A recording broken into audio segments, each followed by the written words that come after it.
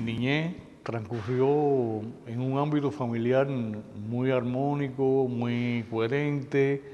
No creo que haya nada relevante en esa etapa. Ya en mi adolescencia, mi inquietud quizás por explorar determinadas posibilidades a partir también de ciertas preferencias me llevó a estudiar música. Vine para acá, para La Habana, creo que fue mi primera salida de Cienfuegos para una estancia relativamente larga, como la que se supone que sea un estudio fuera de tu provincia. Y estuve aquí estudiando en La Habana en el Conservatorio Alejandro García Caturra, primero, instrumento de viento, estudié clarinete y más tarde pasé a la Escuela Nacional de Arte y estudié fagot, que es otro instrumento de viento. Pero bueno, esto se frustró a partir de que estuve enfermo, tuve una afección pulmonar, no había terminado mis estudios de música y sí había concluido los estudios de escolaridad, ya había alcanzado el grado 13, que cuando aquello la enseñanza media superior llegaba hasta ese nivel, y entonces como existía ese desfase y también, lo confieso, el riesgo de que pudiera terminar pasando un servicio militar 3 años por no seguir en una continuidad de estudio, decidí entonces pasar a la universidad y dejar esta vocación por la música, si no definitivamente terminada, al menos pospuesta. Pero bueno, quedó terminada en definitiva porque no seguí por ese camino de ninguna manera. Soy natural de Cienfuegos y la vocación periodística viene precisamente de mi padre. Mi padre fue periodista de uno de los dos periódicos más importantes de Cienfuegos, el periódico El Comercio, que se editó hasta el mismo triunfo de la Revolución, después de casi 50 años de vigencia, y después fue también hombre de taller, o sea, era linotipista. Esta vinculación entre el ejercicio periodístico y su oficio de linotipista me inculcaron quizá esta vocación que más tarde se me descubrió porque nunca fui consciente de que pudiera encaminarme por los caminos del periodismo. Mi padre nunca me habló de esto, ni nunca me insistió en que siguiera su camino, pero siempre se ha dicho que a veces el periodismo se inocula y creo que ese olor de los talleres, de los lugares donde se hacía el periódico, esa visión del ajetreo propio, la elaboración de un periódico, de alguna manera me fue acercando al mundo del periodismo. Creo que este fue el primer contacto que tuve con,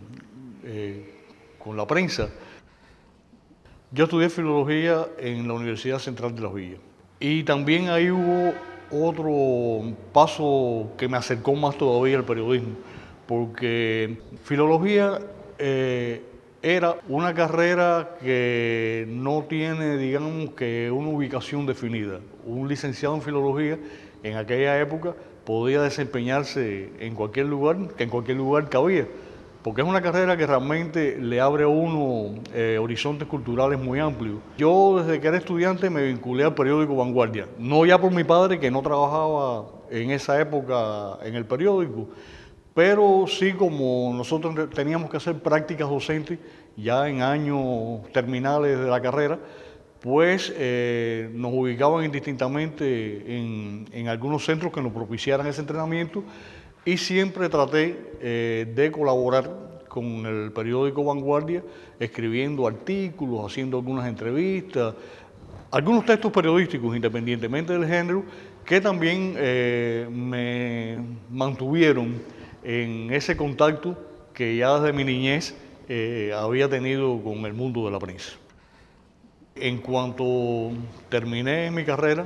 me licencié en filología en la especialidad de lingüística. Tuve la posibilidad de hacerlo en literatura porque había dos especialidades por las que uno podía terminar la carrera, pero siempre la lengua, las herramientas que la lengua te proporciona para poder expresarte y dar a conocer tus opiniones o tus consideraciones acerca del mundo que te rodea, la realidad, me interesó sobremanera. Por eso, sin desdecir de la literatura, pues me encaminé por la lingüística y ahí terminó mi carrera. Debido a esta especialización, mi primer destino laboral fue el periódico provincial 5 de septiembre de Cienfuegos, un año después de haberse inaugurado. ¿Qué pasa? Que dada mi condición de licenciado en filología y especializado en lingüística, del que se esperaba un dominio, si no cabal, al menos especializado de la lengua, pues enseguida me acogieron, pero como jefe de redacción. Fue un honor, por una parte, que me dieran tan alta responsabilidad y por otra parte creo que fue una prueba bastante difícil porque había que enmendarle la plana a periodistas de experiencia en el periódico, pues se escribe con premura, a veces se soslayan determinados requerimientos gramaticales o de redacción y estilo, y yo, que estaba, como se diría, tiernecito, recién llegado de un aula universitaria, tenía que estar observando y además enmendando algunas de estas cuestiones en que podrían haber incurrido periodistas de mucha experiencia. Esto no fue para nada traumático. A ver, hubo sus inevitables contronazos y sus desencuentros, pero creo que a la postre la experiencia tuvo más saldos positivos que negativos, porque creo que también me entrenó en un aspecto que es muy importante en la profesión, que son las relaciones personales, cómo convivir con colegas independientemente de las diferencias. Con la razón, pero con modestia, usted puede llegar también a relacionarse con colegas y también pues decirle y llamarle la atención sobre cuestiones que no están bien o que pueden mejorar. Después de estar trabajando en el periódico 5 de septiembre por 2 años, primero como jefe de redacción y después como jefe de la página cultural del periódico, con mi amigo y maestro Pedro de la Hoz, porque realmente si de alguien aprendí mucho en estos primeros tiempos que estuve como periodista imberbe, fue de Pedro de la Hoz, que atendía la parte cultural del periódico, independientemente de que como periodista integral pues se remitía a muchos ámbitos de la vida de la sociedad cienfueguera. Y después, cuando Pedro vino para acá, para La Habana, me quedé de jefe de la página cultural y llevaba también la jefatura de redacción del periódico. A los 2 años de estar ejerciendo estas dos funciones, vino una propuesta del ICRT que se orientó a todas las provincias para localizar compañeros que integraran las nacientes corresponsalías de Tele Rebelde. Se llamaba cuando aquello, Tele Rebelde era el canal informativo de la televisión cubana. Le hablo del año 1983. Y a partir de la recepción por parte de la televisión de una nueva tecnología que incluía por primera vez la introducción del video en la gestión informativa, pues se iban a conformar en cada provincia corresponsalías de televisión. Independientemente de que me sentía cómodo haciendo lo que hacía en el periódico, podía retar nuevas posibilidades y por eso di el paso para ya definitivamente, porque espero que a estas alturas no incursione al menos de una manera tan estable en otro medio, quedarme con el audiovisual. Cuando empecé la televisión tuve personas que en aquellos momentos eran periodistas consagrados. Bueno, me acuerdo de Freddy Moro, por ejemplo. Me ayudaron también y me encaminaron. Tuve como paradigmas del ejercicio del periodismo en la gestión informativa de la televisión. Pasamos un curso muy breve para adecuar esta procedencia diversa de todos los que integrábamos la corresponsalía, que provenían indistintamente de periódicos y de emisoras provinciales, nadie de la televisión, porque la televisión, al menos como se estaba concibiendo, no existía hasta el momento. Estuvimos en un proceso de habilitación durante unos 3 meses aquí en La Habana y luego ya pasamos a inaugurar, porque este fue el debut de las corresponsalías de televisión en Cuba estos equipos de trabajo. Entre finales del 83 y principios del 84 quedaron constituidas todas las corresponsalías de los servicios informativos de la televisión.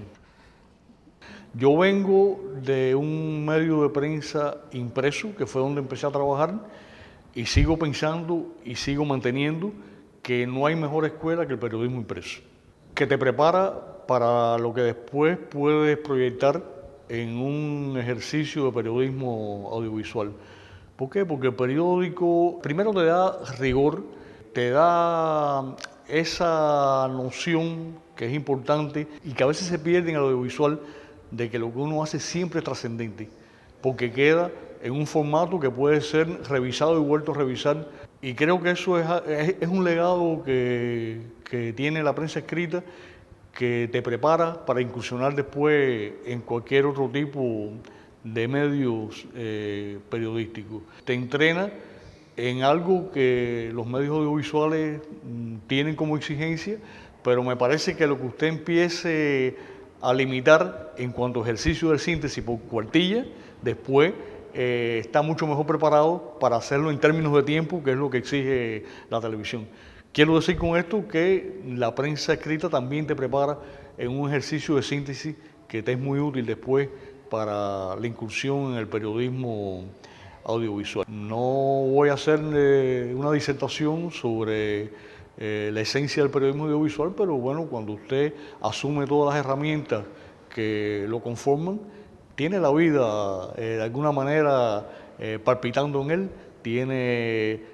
las voces de sus protagonistas, tiene su propia voz y su propia imagen de cara al público, tiene también toda la riqueza de sonidos que le puede proporcionar la realidad, la posibilidad incluso de incorporar diálogos, buscar aristas que quizás en otros medios no resulten tan evidentes como en el periodismo audiovisual. Me parece que en este sentido, esta multiplicidad de discursos que integra el periodismo audiovisual, pues le proporciona un acercamiento a la realidad de una manera más incisiva, y eso tiene su encanto y también pienso que tiene sus riesgos. Hay personas que tachan injustamente al ejercicio audiovisual en el periodismo como un ejercicio ligero, por cuanto a veces no es capaz de profundizar en la medida en que lo pueden hacer en otras manifestaciones del periodismo. Pero creo que eso está también en cómo uno se proponga hacerlo. Y si usted se deja ganar por la superficialidad o por el acomodamiento, por supuesto que no va a llegar a aprovechar todas las potencialidades que la imagen y su tratamiento le aportan al periodismo audiovisual. Y a la hora de narrar una historia, un periodista debe pensar en lo humano que entraña esa historia. Me parece que es una condición sine qua non para que esa historia no solo tenga un impacto, sino también una enseñanza. Estamos muy necesitados de historias que no solo nos sensibilicen, sino también que promuevan en nosotros los sentimientos más nobles que pueden acompañar a un ser humano. Y creo que por ahí estaría muy bien encaminado un ejercicio periodístico que se basara en determinadas historias para facturar su propuesta. Fui a la República Popular de Angola en el año de 1988. Corresponsal de guerra fue el nombramiento y la condición bajo la que fui, pero con una misión muy especial por parte de la dirección política del Ministerio de las Fuerzas Armadas, y era atender la colaboración civil cubana en la República Popular de Angola, que con las situaciones de guerra que desde hace años se promovían en ese país, estaba como que un poco, yo no diría olvidada, pero sí relegada. Había mucha visibilidad, o la visibilidad que se permitía, de los episodios bélicos, pero de este otro ámbito de la colaboración cubana en Angola, que abarcaba varias esferas de colaboración, había muy poca información. En un remoto lugar de Angola que se llama Menongue, la capital de el departamento, la provincia de Cuando Cubango, como los médicos cubanos atendían en condiciones de campaña a heridos de la FAPLA, del ejército angolano, que habían llegado provenientes de una emboscada con mutilaciones diversas.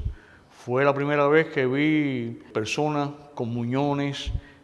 personas desangrándose. Nunca había visto un espectáculo similar. Y también por primera vez vi como seres humanos que incluso eran médicos, pero que trabajaban con su fusil al hombro, atendían a esos heridos de una manera que tal parecía que junto con la de sus pacientes se le iba también su vida.